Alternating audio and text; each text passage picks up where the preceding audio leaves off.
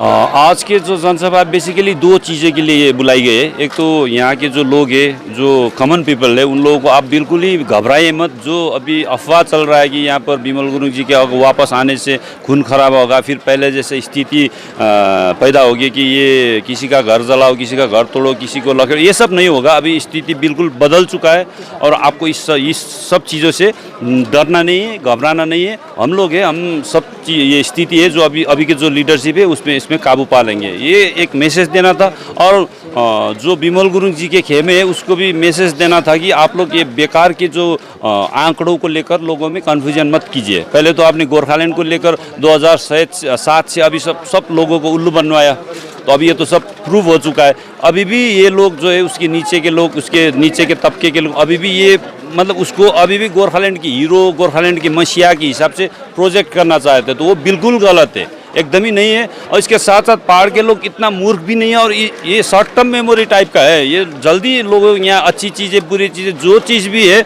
हम लोग बहुत जल्दी भूल जाता है। लेकिन इसका मतलब ये नहीं है कि जैसे कि बंगाल में एक अमिताभ मलिक को अभी लोग भूले नहीं, तो यहाँ पर तो 13 शहीदों को अभी यहाँ के लोग भी नहीं भूले। तो आप ये शहीदों के जो त्याग है उसको ऐसे ही लताड़ कर ऐसे ही आना, ये आपको ऐसा नहीं है, तो उसके एकदम विरोध होगा। ये सब मैसेज के लिए हमने ये जनसभा का आयोजन किया था। पहाड़ में आएगा तो दिक्कत क्या है इसमें? ना, दिक्कत कुछ नहीं है, हमको दिक्कत नहीं है, उसका डेमोक्रेटिक राइट है, वो आ सकते हैं। लेकिन दिक्कत ये बात का है कि अभी देखिए डेटा, आप लोग मीडिया से हम ढूंढ रहे, अभी हमको मुश्किल से ऐसे 50 से 60 मिले जो विस्थापित है लोगों को। आप समझ रहे हैं ना, 50 से 60 लोग है, ज़्यादा से ज़्यादा 100 तक जाएगा जो अभी विस्थापित बोलकर ये पॉलिटिक्स कर रहे हैं कि हम लोग विस्थापित के लिए ये सब किया। जैसे कि सीएम के साथ जो कॉम्प्रोमाइज़ किए, अपने आप को सरेंडर किया है, वो सब ये विस्थापित के लिए कर रहे बोल।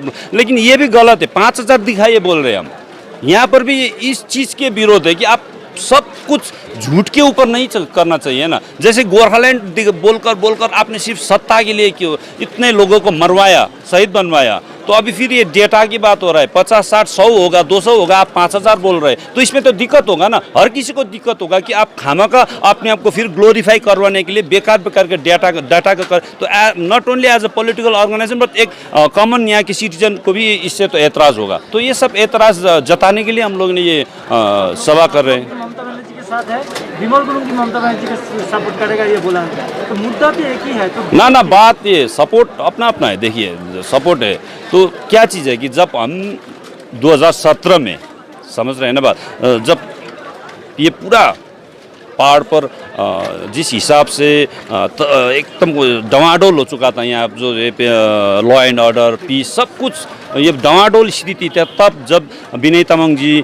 अनित थापा जी को हम लोगों ने सपोर्ट करके तो यहाँ की स्थिति को अंडर कंट्रोल लाया, तब क्या यही लोग थे कि हम लोगों को गद्दार समझे, तो ये मीर जाफर टाइप का ये सब बोलने की यही लोग थे ना। यही हाथ धोकर पीछे पड़े थे हम लोगों की, भाई इसने अपनी माँ को बेच दिया। तो इस हिसाब से होता था कि हम लोगों का टोटल कैरेक्टर एसेसिनेशन करते थे लोग, समझ गए ना। तो वही काम अगर आज वो करता है तो एतराज़ नहीं होगा हमको। तो ये है कि भैया फिर क्या है कि वो ग्लोरीफाई कर रहा है। अभी जब हम किया तो वो गद्दारी था, समझ गए ना। अब जब फोरसाइट करके 3 साल पहले जो चीज़ हमने किया तो वो लोग बोल रहा है गद्दारी कर रहे हैं। तो हम बोलते हैं कि अगर आप लोग अभी भी बोल रहे हैं कि हम लोग गद्दार है, तो अगर हम लोग गद्दार है तो बाई वर्चू आप लोग माँ गद्दार है, ये तो बोलना चाहिए ना। समझ रहे हैं ना बात। तो वही चीज़ उस वक्त क्या था, मतलब हमने सरेंडर तो नहीं किया ना। हमने क्या किया, हमारा एक अलायंस था, ठीक है, स्टेट गवर्नमेंट के साथ कोऑपरेशन में काम करना चाहिए। हम लोगों का अलायंस है कि हम तो भगोड़े नहीं थे ना। हम लोगों के ऊपर में तो वारंट की वो तलवार लटकी हुई नहीं थी ना।